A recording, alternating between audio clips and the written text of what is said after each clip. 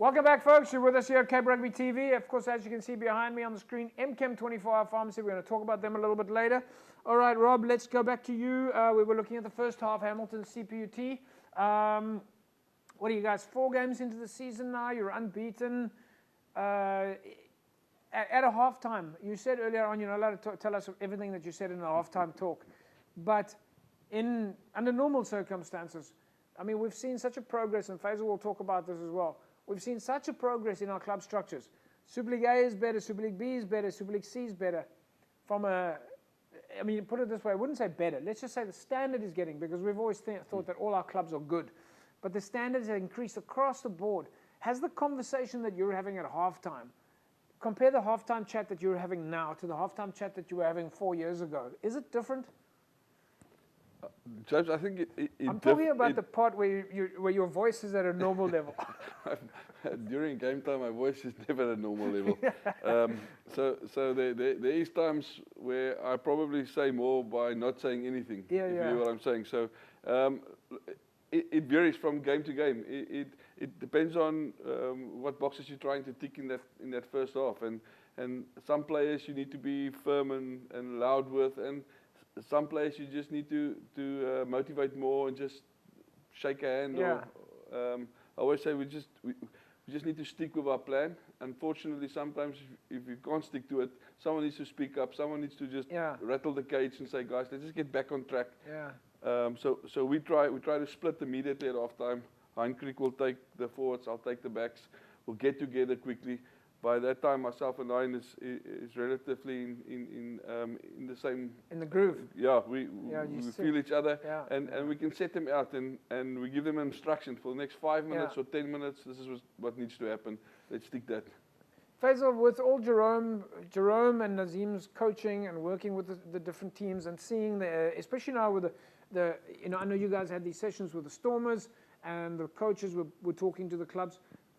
Going to the halftime talk, I know we don't talk about often, people talk about the results and that, but the halftime talk, are the guys then trying to say, look, in the week, guys, we drilled a move or we drilled a pattern, like you've got to kind of remind them back. Are the guys focusing on it from that perspective?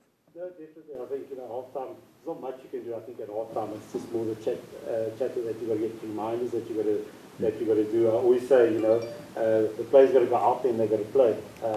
Your time is up. You had your chance in the week and that there. So I know from Rob's side and that there, I think it's just the motivation. And if I look at some of the games, you're looking at the conditioning of the guys, it's just reminders and that. Reminders, yeah. Yeah, and I think also, if you look at the games, you probably chat the games, look at SK, these guys that have come back.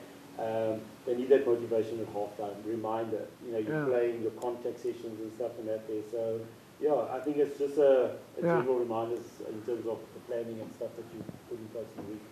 All right, folks. Well, that's exactly what we're looking for. But let's take a look now at the second half. Hamilton's against CPUT.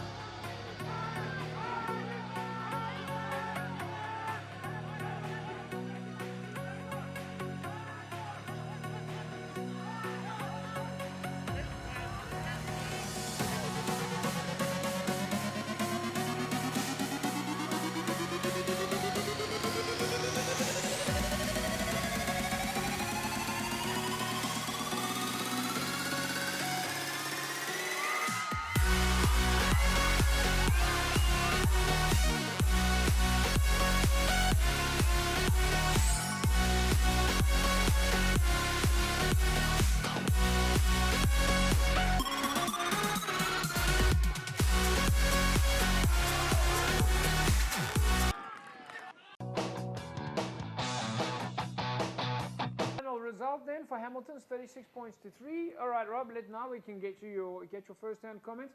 Are you happy with that result? JP, a win is a win. It's a bonus point win. And did we tick all the boxes that we set out? No. But it just shows you how competitive any side can be at any day. I mean, if you take CPUT for 80 minutes, the one thing they didn't do was give up. Yeah. And they came back at us and came back at us. And you come out of a Wednesday night game against Unimil, you get 80 points against you. You have to pitch on a Saturday at Hamilton's and do it all over again. And they stuck it out. Did the Hamilton boys maybe think it's going to be a easy game? Definitely. And was it? Definitely not. So, okay. Yeah, it's... so every game has got some new things to learn from. In fact, every game has got something you've got to think about. Now, habits change from week to week. Injuries happen. Personalities, work, life, all that comes into the picture, and you can't guarantee. Nothing's guaranteed. No, definitely. I think it's just a matter of time before CPUT, I think, find their feet. They, their composure, looking at the results against Milton, looking against Hamilton, who are your so-called log leaders. I think they did pretty well. I think they just need to get a bit of confidence, understand they are there in the Super League. You got to play. There's no points going to be given to you in that there. And I think, you don't want to be there at the bottom where people are starting to target you. And I think, they need a win and need something that's close.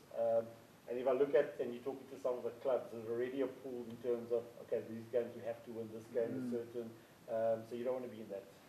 All right, folks. We're going to carry on this conversation after the break. We're going to carry on talking about the dynamics of the games in our various leagues, and we're going to take a look at the highlights from Rangers.